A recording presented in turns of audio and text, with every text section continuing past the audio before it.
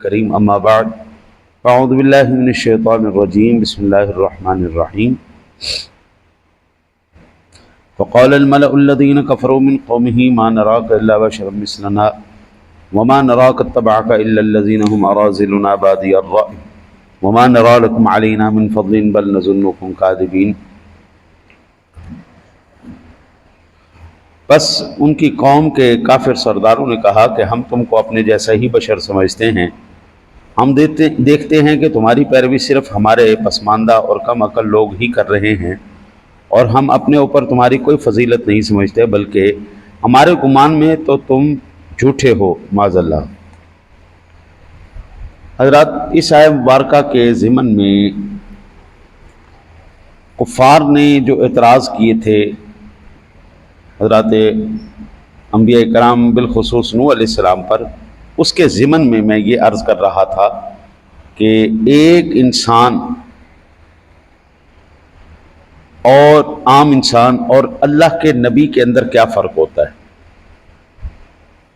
یہ بیان کرتے ہوئے میں نے پچھلی مرتبہ اللہ کے نبی کی خصوصیات بیان کرتے ہوئے ان کی قوت باصرہ پر میں نے عرض کیا تھا۔ آج قوت سامعہ پر عرض کرتا ہوں۔ حضرات انبیاء کرام علیہ السلام کی ذوات گرامیہ جو سماعت فرما سکتے ہیں وہ عام بندے کی بس کی بات نہیں۔ وحی الہی وہ خفیہ راز، وہ خفیہ بات ہے جو نبی کے علاوہ کوئی نہیں سن سکتا۔ ایک تو یہ بات، دوسری عام روٹین میں بھی کانوں کی قوت جو ہے، سماعت کی قوت، اگر میں اپنے آقا جی کی بات کروں، شہنشاہ دو جہاں، صدر کائنات، فخر موجودات، جناب سرور کائنات، جناب رسالت مآب صلی اللہ علیہ وسلم کی ذات گرامی کی، تو آقا جی علیہ الصلوۃ والسلام فرماتے ہیں کہ آسمان کا چرچرانا بھی میں سماعت کرتا ہوں۔ آسمان چرچراتا ہے، اس کے چرچرانے کی آواز بھی میں سنتا ہوں، اور آسمان میں جو آپ دیکھتے ہیں، آپ فرماتے ہیں آسمان پر کوئی ایک قدم کی جگہ بھی ایسی نہیں ہے جہاں پر کوئی نہ کوئی فرشتہ اللہ کا سجدہ ریز نہ ہو۔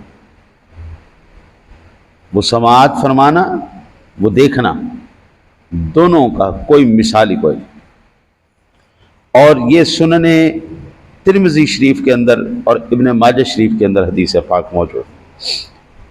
اس حدیث پاک سے یہ بھی پتہ چلا کہ حضور نبی اکرم صلی اللہ علیہ وسلم صرف زمین کی باتیں نہیں، اب آسمان کی باتیں، بھائی آسمان چرچرا رہا ہے تو اس کی آواز، فرشتوں کی آواز آقا جی علیہ الصلوۃ والسلام سماعت فرما رہے ہیں، ٹھیک ہے نا جی۔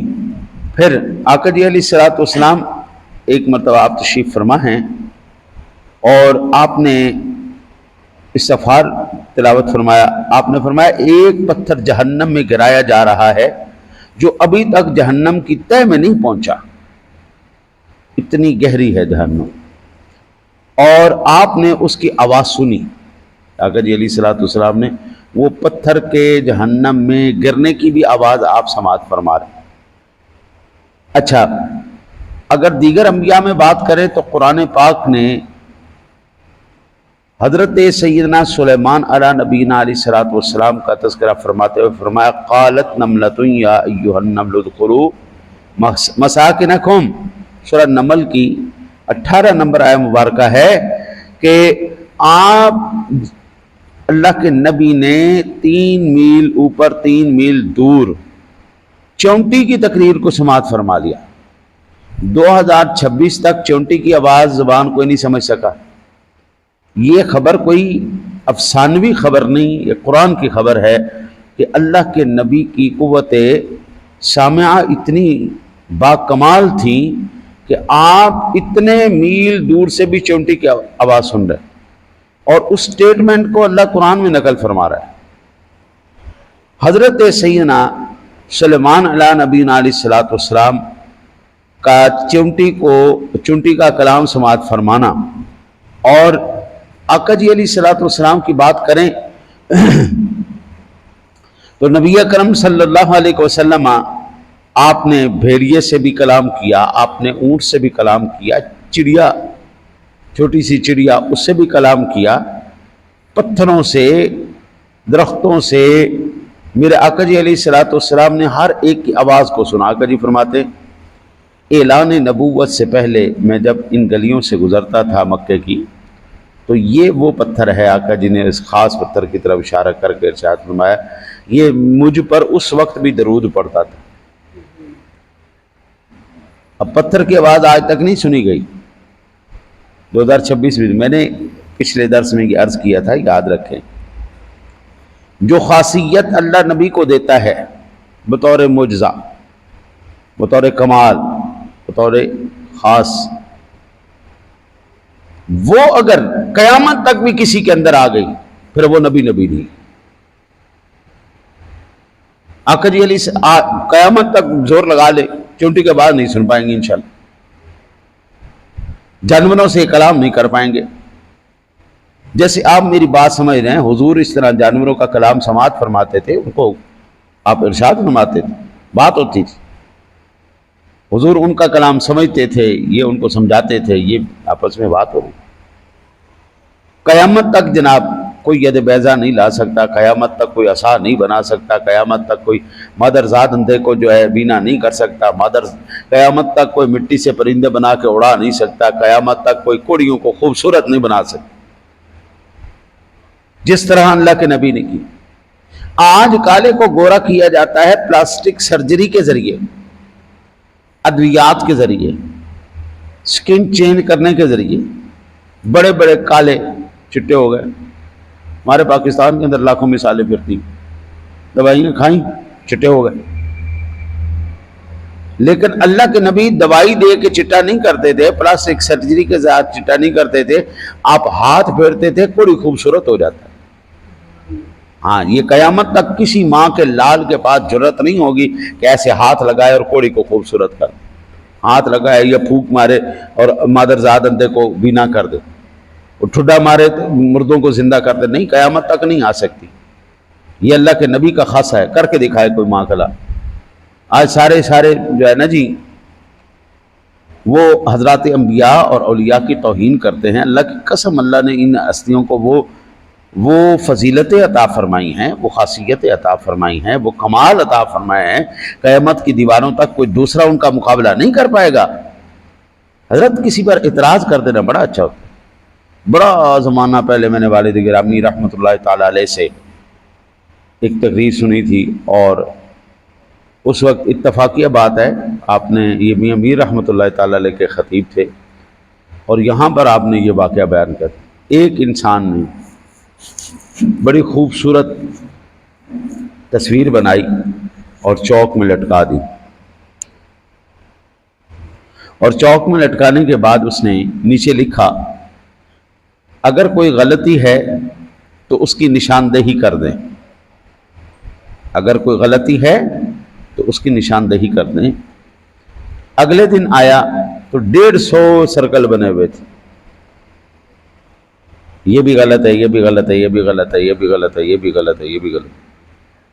وہ اتنا بیچارہ ڈس ہارٹ ہوا کہ میں نے تو اپنی طرف سے بڑا زبردست قسم کا میں نے آرٹ دکھایا ہے، اور میں نے تو کوئی کسر ہی نہیں چھوڑی، فنکاری کی میں نے انتہا کر دی، اتنی غلطیاں لوگوں نے نکال دی۔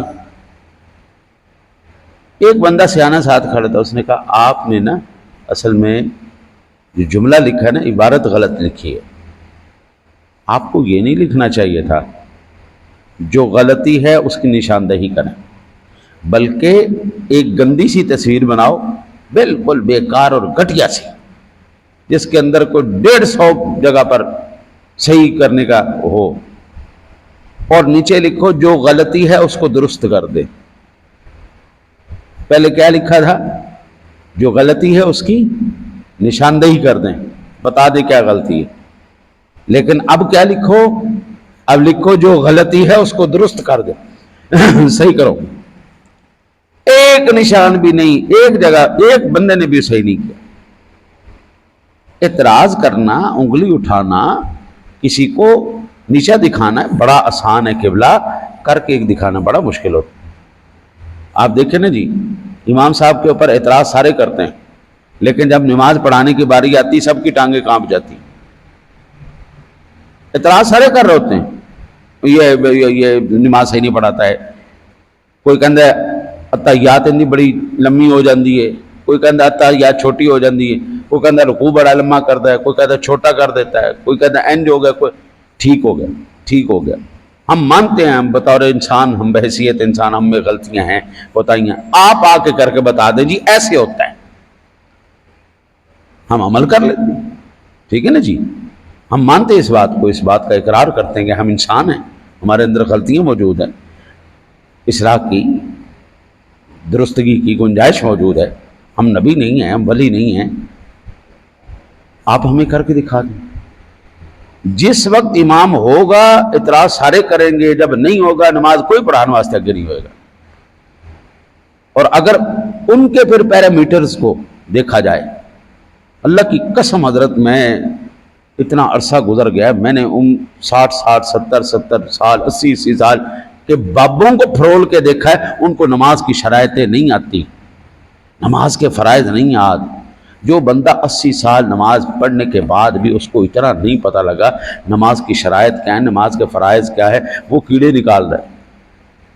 حضرات انبیاء پر بکواس کرنا، ان کی توہین کرنا، یہ ہر بڑا آسان کام، بڑا آسان، بلا ان کے مقابلے میں کھڑے ہو کے تو دکھاؤ نا، جس طرح وہ دیکھتے ہیں، جس طرح ان کی نگاہ ہے، جس طرح ان کی قوت سامعہ ہے، جس طرح ان کی قوت شامہ ہے، جس طرح ان کی قوت ذائقہ ہے، جس طرح ان کی قوت لامسہ ہے، ذرا ایک مقام پر تو آ کے کھڑے ہو نا جی، کسی ایک کے ساتھ تو مقابلہ کر کے دیکھے نا۔ جیسا کلام اللہ، اللہ کا نبی تلاوت کرتا ہے، اللہ کی قسم کائنات میں کوئی کر نہیں سکتا۔ جو اخلاص، جو محبت، جو رب کا قرب، جو تقوی، پرہیزگاری ان کے اندر موجود ہے، قیامت تک کوئی ماں کا لال اپنے اندر پیدا ہی نہیں کر سکتا۔ ہمیں ان کے نقش قدم پر چلنے کا حکم دیا گیا ہے، ان پر اعتراض کرنے کا حکم نہیں دیا گیا۔ نقش قدم پر چلنا، ان کے پیچھے چلو بھائی۔ اور پھر یہ بھی بتا دیا، ایک ہوتا ہے ان کا خاصیت، صرف ان تک ان کی بات ہے، بس وہ کو نہیں کرے گا۔ مثلا حضور کی خاصیت کیا ہے؟ 4 سے زیادہ شادیاں کرنا، یہ آپ کی خاصیت ہے، بس۔ کوئی ماں کا لال 4 سے زیادہ شادیاں نہیں کر سکتا، یہ صرف حضور کر سکتا۔ صوم وصال صرف حضور رکھ سکتے ہیں، کوئی دوسرا ماں کا لال نہیں رکھ سکتا۔ حضرت 15 دن بغیر کچھ کھائے پیے نہیں انسان گزار سکتا۔ ایک دن کا روزہ وہ چھکے چھڑا دیتا ہے، تو کجا کے پھر 15 دن صوم وصال رکھنا، نہ افطاری نہ سحری کر کے دکھائے کوئی ماں کا لال۔ فخر دو عالم صلی اللہ علیہ وسلم کی خاصیت تھی، یہ صرف آپ جناب کے لیے تھا کہ تہجد کی نماز آپ جناب پہ فرض ہے، اور کسی کے اوپر نہیں۔ یہ وہ چیزیں ہیں جو اعتراض کرنا بڑا آسان ہوتا ہے، لیکن جب باری آتی ہے نا جی مقابلہ کرنے کی، یا باری آتی ہے برابری کرنے کی، تو اللہ کی قسم کوئی ان کے نزدیک بھی نہیں۔ آپ دیکھیں نا جی، وہ کتنا بڑا جاہل مطلق ہوگا، کتنا بڑا بیوقوف انسان ہوگا جو اللہ کے نبی پر اعتراض کرے۔ یعنی سلیکشن خدا، مسجد کا امام کمیٹی کی سلیکشن ہے، اور انسان کی بچی کمیٹی وہ دفاع کرتی ہے اپنے امام کا، خبردار بھائی ہم نے انٹرویو کیا ہے، یہ ہماری سلیکشن ہے، کوئی اس پر کوئی بات نہیں کرے گا۔ انتظامیہ غصے میں آ جاتی ہے، یہ ہمارا انتخاب ہے، اس کو کچھ نہیں کہنا۔ جو رب کا انتخاب ہو اس کو کوئی اگر کچھ کہے تو اللہ کی قسم پھر اللہ کتنا ناراض ہوگا۔ بندے کا انتخاب بندہ نہیں پسند کرتا کہ اس کو کوئی جو ہے نا وہ برا کہے۔ پھر قوت شامہ ہے، نبی اکرم صلی اللہ علیہ وسلم انبیاء کو جو اللہ نے قوت دی ہے نا جی،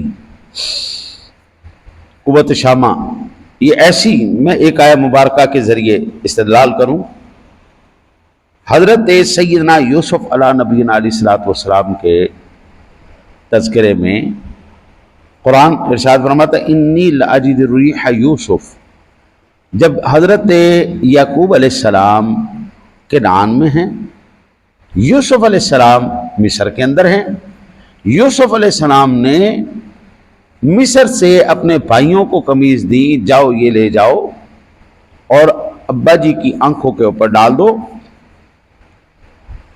اور پھر ان کی آنکھیں واپس آ جائیں گی۔ ابھی وہ بھائی لے کے قمیض چلے ہیں۔